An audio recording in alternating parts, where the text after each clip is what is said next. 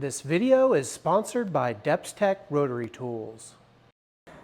Hey, welcome to Flynndogg Woodwork. Today we're going to do one of my favorite pastimes, and that's to lay some pipe. But not just any pipe. These are some pipe clamps, and I just got a unique invention that I think we all need to take a look at. So let's not waste any time and dig into this video.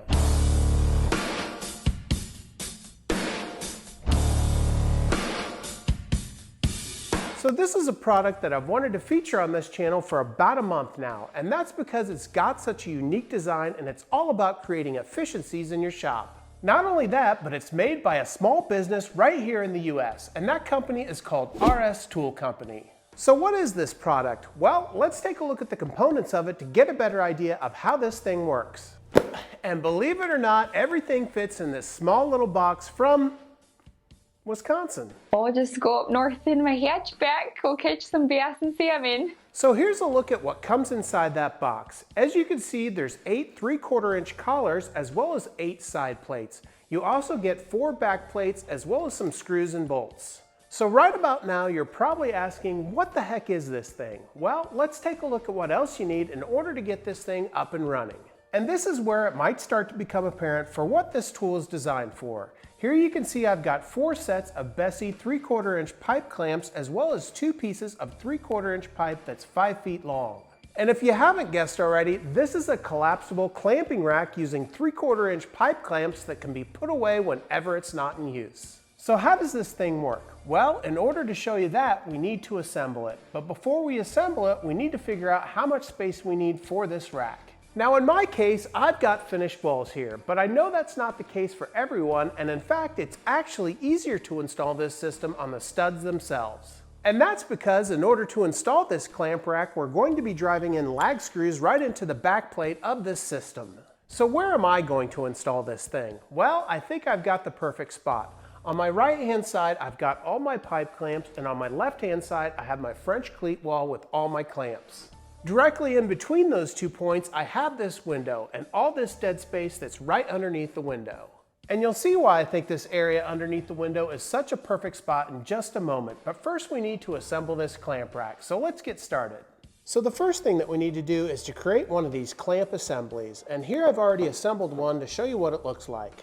To assemble one of these, all you're going to need are the 6 hex bolts, the back plate, as well as 2 side plates. When we look at the back plate, you'll notice the 6 areas where we drive in our machine screws are countersunk. That way they won't interfere with your wall. And I'll have to say the machining on these clamp assemblies is very nice and everything fits easily together and is really secure once it's in place.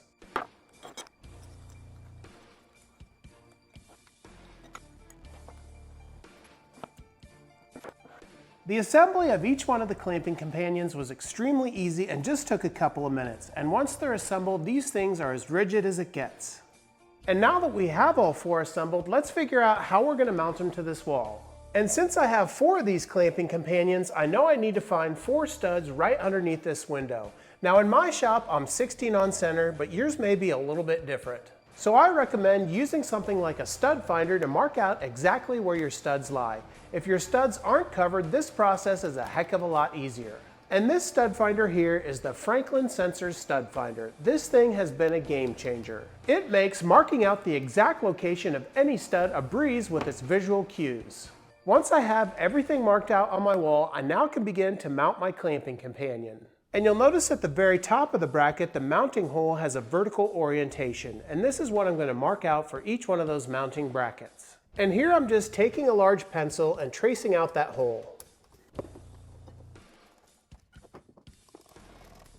With those holes marked out, I now want to drill pilot holes for those lag screws. And in this case, I'll use a 7/32 drill bit. And the nice thing about having those holes vertical on the mounting bracket is that I don't have to be exactly precise. We can make micro adjustments after those holes are drilled.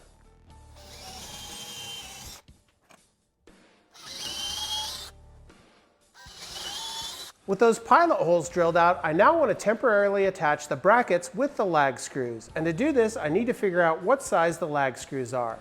And in this case, it looks like 13 millimeters. So I'll take the bracket and place it right over that pilot hole and then gently drive in the lag screw.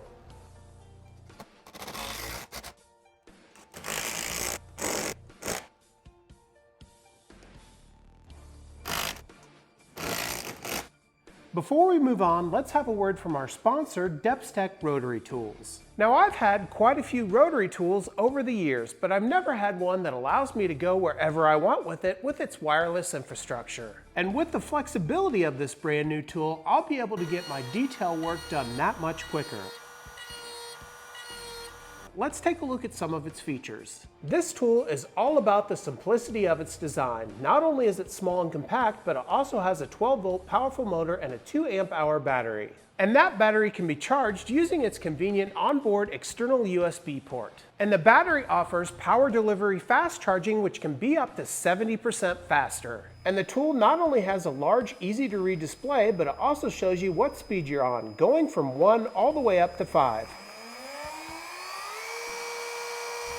And the Depstech has a speed memory, so whenever you turn the tool off, the next time you turn the tool on, it will be at the last speed you set it to.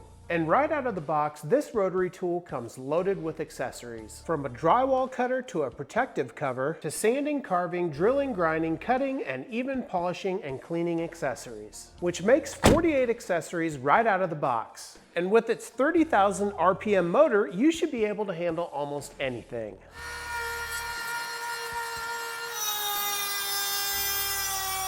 Not to mention, the tool and all of its accessories fit conveniently into its soft shell carrying case. Thanks again to Depstech for sponsoring this video. To see how you can get this rotary tool, check out the links below and use the promo code to get a special discount. Now let's get back to the video and check out these pipe clamps. With each one of those racks temporarily affixed to the wall, it's now time to grab a level to make sure everything's straight. And I'm just making sure each bracket is in line with the adjacent one.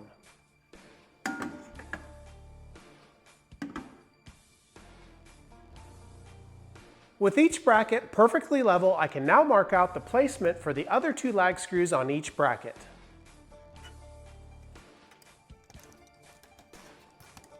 With all those markings made, I can now remove the bracket so that I can drill out the pilot holes for those other lag screws. Once the clamping companions have been removed, I can now drill out the remaining 8 pilot holes using the same 7/32 bit.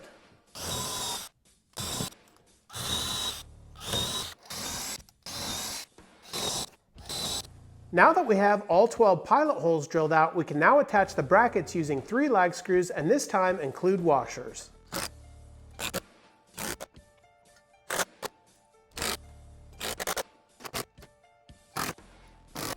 And that's going to take us through the installation of the clamping companion brackets. Now let's focus on the pipes, which will be the clamps for this clamping system. So the first thing that I want to do is to figure out the exact length of each one of these 2 pipes. And we're actually going to cut each one of these in half, making a total of 4 clamps. And I want to get a precise measurement on these pipes, so I'm going to remove the tabs on the end and get my own measurement and not rely upon the big box measurements. Surprisingly, these pipes are just about exactly 5 feet, maybe 5 1/16. So what I'm going to do is to mark each one of these pipes at just a hair under 30 inches and hopefully get each one of these cut in half.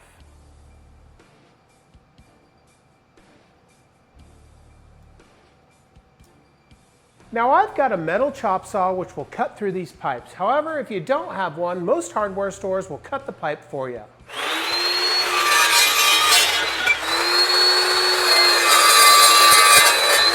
With the 2 pipes cut in half, we can now begin to add the accessories to make these work with the system. So the next thing that we want to do is to grab 2 collars for each one of the pipes, and we want to slide these on to the end that we just cut, or in other words, onto the non-threaded side. Once we have 2 collars on the end of each one of the pipes, we then need to tighten the one down on the very end. And to do this, we're simply going to pull the collar down until it's completely flush with the end of the pipe. And then we can take our hex key and tighten it down with the 2 screws.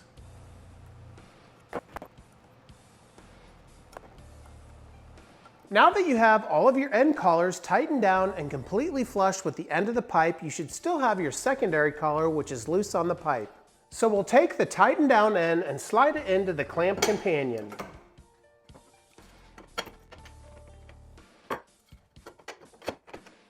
Now that we have all 4 of these pipes in place, it's now time to tighten down that secondary collar. To do this, we simply want to pull the pipe forward until the back collar reaches the very front of its notch. And then we'll take the front collar and push it back until it reaches the very back of its ledge. With both colors in alignment, we can now tighten down the second collar with the hex key. To do this, I'll tighten up the top screw and then get the secondary screw. After that, it's just a matter of repeating the process for the other 3 pipes. Now that we have both colors completely secure, we've almost got this thing entirely assembled. The only thing left to do is to add the pipe clamps. And this really couldn't be easier. All we need to do to convert these pipes into pipe clamps is just to add the 2 pieces. So we'll add the first pad onto the back of the clamp, and then we can add the part that screws on to the end.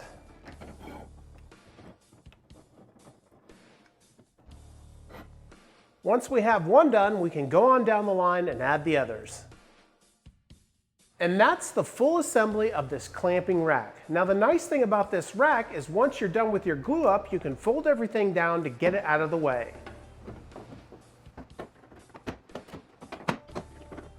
And just like that, it's completely even with your wall. Now for the very first assembly of this rack, I wanted to play it safe with the length of pipe that I used. But as you can see, I've got about 10 more inches that I can add to the length of this pipe. And that's something I'm going to do in the very near future, is add a little bit more length to that pipe, giving me just a little bit more clamp capacity. If you remember, we started off with 30-inch pipe, but once the pipe clamps are added as well as the collar for the clamp rack, you lose about 7 inches of capacity. So obviously when I increase the length of my pipe, I'm also going to be increasing my capacity, minus that 7 inches due to the infrastructure of this tool. But let's talk about how capacity works with this clamp rack. Now you may have noticed that there's different settings for each one of these clamps. There's the horizontal setting, which is what this rack is set to, but there's also 3 different other settings.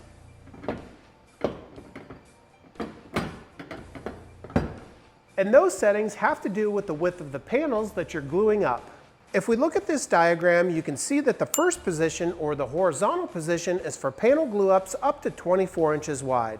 The second position is for panels from 24 to 36 inches wide. And the third position is for panels of 36 inches or greater. And here's a look at the 4 clamps in each one of the 4 positions. As your glue ups get larger, you bring the clamp down, bringing the center of gravity closer to the wall. This reduces the stress on the pivot point of your clamp.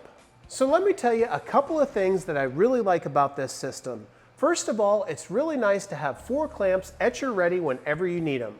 And they're flat in position, you can quickly and easily add any wood to your glue up without having any clamp set up.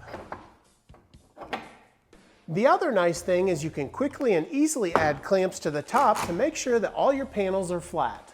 But most importantly for me, this is going to absolutely free up my assembly table for glue ups. My assembly table is my outfeed for my table saw, and once I have a glue up on there, I can't use my table saw. So I can set this part of my project to the side while that glue cures and continue to use my assembly table and my table saw and move on with the project. Well, I really appreciate you joining me on checking out this innovative tool from RS Tools. I'll leave links in the description below so you can go check out this tool for yourself.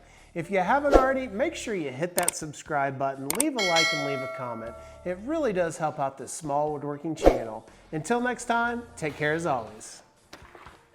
Thanks again to Depstech Rotary Tools for sponsoring this video. Check out the links below and use the promo code to see how you can get discounts on these amazing tools.